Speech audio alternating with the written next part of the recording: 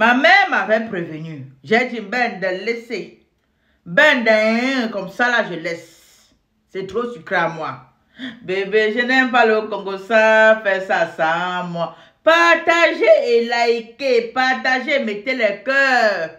Que la notification puisse être éparpillée partout et sauver beaucoup d'autres personnes. Voici un homme qui dit que j'ai rencontré une fille bien dodue, bien bottelée comme ça.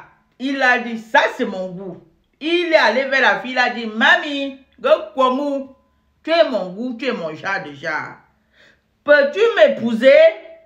Mamie a dit, tu fais quoi dans la vie? Il dit que ce qu'il comprend aujourd'hui, le jour-là, il n'a pas pu analyser comme ça parce qu'il était ébloui par la beauté légendaire de la fille.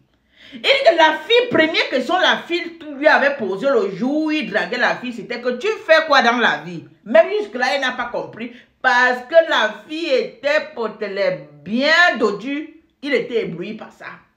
Que tu fais quoi dans la vie? Il a dit ce qu'il faisait. Tout naïvement, avec la gaieté de cause, avec une mielleuse fille comme ça. Sans savoir que là où il était, la fille pose la question. Voilà, il dit ce qu'il fait. Voilà, la fille change de mine directement. Elle commence à dire, vraiment, ils se sont échangés de numéros.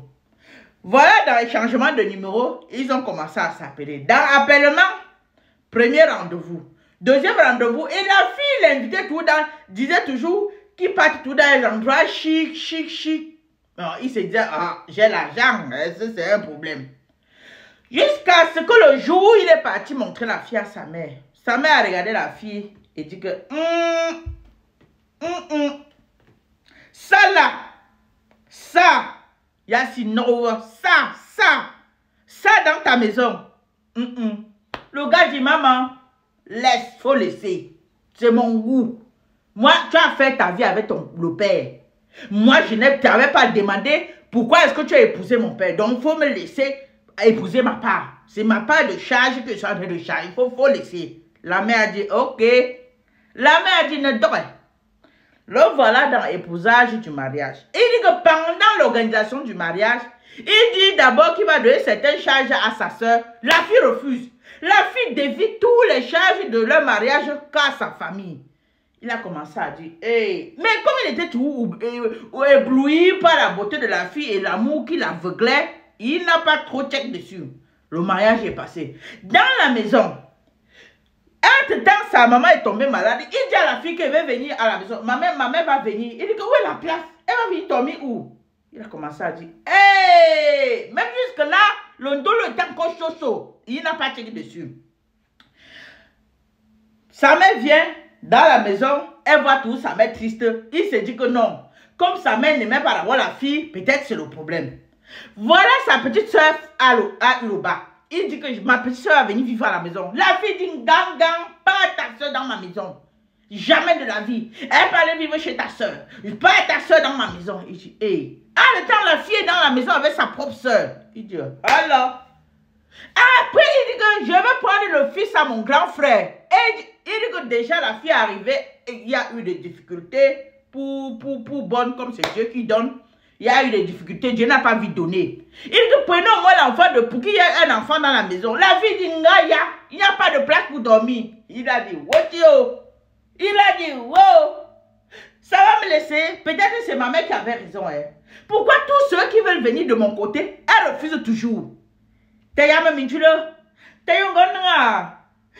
que ce que j'ai chargé sur ma tête là, je vais supporter? Ha! Il continue à laisser. L'amour est toujours là, la flamme de l'amour. Jusqu'au jour où il est venu dire à la fille que, comme tu vois là, j'ai envoyé là ma marchandise, depuis on ne m'a pas livré. C'est comme si on m'a frappé. Merde! La fille s'est enflammée. Comment ça? On va le vivre comment? On va vivre comment? Si c'est quand on te frappe, c'est parce que la marchandise ne vient pas. On va vivre comment? Moi, je ne peux pas continuer à vivre dans cette situation. Parce qu'il dit que comme on n'avait pas encore livré la marchandise, lui, la maison, il ne rationnait plus comme avant. Il ne donnait plus l'argent facilement. Il ne rentrait même plus l'argent dans son pantalon comme avant. La fille, on va vivre comment? C'est comment? Le mépris a commencé dans la maison. Il ne pouvait plus dire un mot. Il a commencé à dire, hey, c'est ma mère qui avait raison. C'est ma mère qui avait raison. Il a commencé à comprendre que ce que une personne âgée voit étant assis, l'enfant, même s'il monte sur l'échelle, il ne peut pas voir. Il faut qu'il vive la chose avant de comprendre. Il est là comme ça.